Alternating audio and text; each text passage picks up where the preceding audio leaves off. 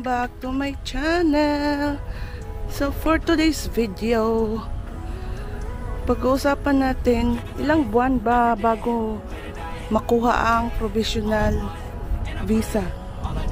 So guys, dito sa Palau walang visa dito kasi ang Palau ay open country. So if pupunta ka dito na mag-work,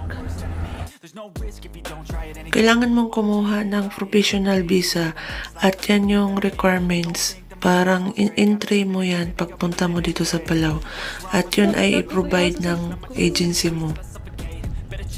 May mga aso. May mga aso sa likod ko. Takot ako sa aso kasi nakagat na ako dati. Oh my gosh. Yan, grocery din to guys. Minimart.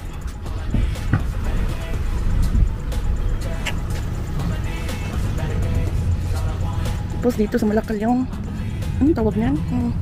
Mga gasolina yun guys eh. So guys, marami dito sa Malakal mga apartments. Ito wala na, ito sarado na itong hotel and apartments. Kasi guys, wala masyadong tourist ngayon kaya maraming mga apartments saka hotel ang sarado na. Tulad niyan oh. Dati may tindahan dyan. Ngayon sarado na. Yun, oh. Guys, isa na lang yung bar dito. Yung Sus ang pangalan. Yan siya, oh. Ito ko sa'yo. Ang ganito yung tsura mga building dito. Oh. Hindi masyadong matataas.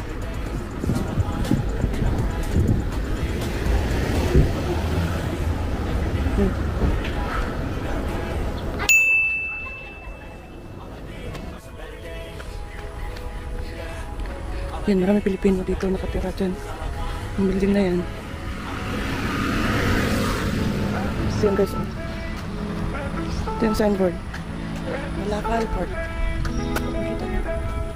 Ano ba? So yung Malakal Port nila guys. Doon yun guys. Oh. Ayan. Tapos guys, ang daming kalamansi dito guys. Hindi yun ang pinapansin ng taga rito. Hindi nila alam. Yung mga apartment din yan. Apartment din yan guys. Pero kunti nang yata nakatira ngayon. Mahal, medyo mahal yung apartment. Klaseng kanyang, mga ganyang apartment mahal yan. Ganyan.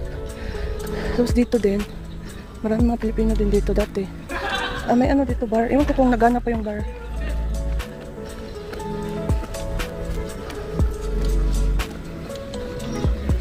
Ay wala nang bar, sarado na pala. Dati bar yan dyan guys eh. Ngayon tindahan na Pilipino may-ari.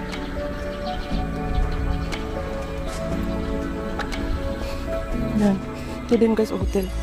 Pero parang mahina na itong hotel na to. Ewan ko, not sure kung sarado. Pero sarado na daw yata itong MK Hotel.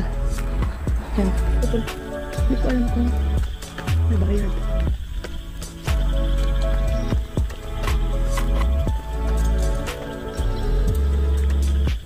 Yan o. So, pag maging tourist kayo, kailangan lang ng passport nyo, tapos hotel reservation, ganun lang. So, yung provisional visa guys, yun yung entry mo na visa pag pumunta ka dito sa Palau. Doon sa Pilipinas pa lang, hinahanap na yun. Actually, medyo mas mahigpit ang immigration sa Pilipinas kaysa dito. So, yung provisional visa guys, ayon sa kaibigan ko, kasi hindi ako dumaan ng agency. Nagtanong ako dun sa kaibigan ko na dumaan siya ng agency. Sabi niya, bago nakuha yung provisional visa, mga 1 month bago nigay ng agency yung provisional visa. Ang tanong nila kung ilang buwan ba daw bago makuha ang visa. Kung urgent yung pagkuha ng employer mo, kasi yung kaibigan ko parang urgent din siya, so mga 1 month niya nakuha. Tatanong sa akin, sabi nila 6 months na daw, yung iba 3 months na daw, hindi pa, wala pa silang nakukuha na provisional visa, naghintay pa sila. So siguro iniipon pa ng agency yung provisional visa bago nila ipadala dito sa Palau, kasi kailangan niya ng may perma yun eh.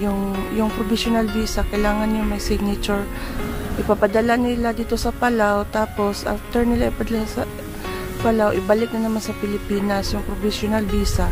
Tapos yung provisional visa, yun yung dalhin ng applicant papunta dito sa Palau. Kasi yun gaya nga ng sabi ko, yun yung parang entry ng applicant papunta ng Palau. Kasi yan yung hinahanap ng immigration sa Pilipinas at saka immigration dito, yung provisional visa. Siguro, iniipon pa siguro yung mga provisional visa, kaya matagal-tagal. Depende siguro kung urgent siya, yun siguro 1 month lang. Sana nasagot ko yung mga tanong ninyo, yung mga nag-message sa akin. Kung may mga tanong pa kayo, gusto niyo pang itanong sa akin, mag-comment lang kayo or i-message niyo ako sa aking Facebook page at Gaga Journal 37. Doon mag-message lang kayo sa akin, mag-reply ako doon. So, huwag niyong kalimutan mag-subscribe at mag-like at mag-comment sa aking video. Kung nagustuhan niyo ang video na ito or kung may gusto kayong tanong, please comment down na lang. I-click na rin yung bell button para pag may bago akong video, ma-notify kayo. So guys, thank you for watching and see you on my next video.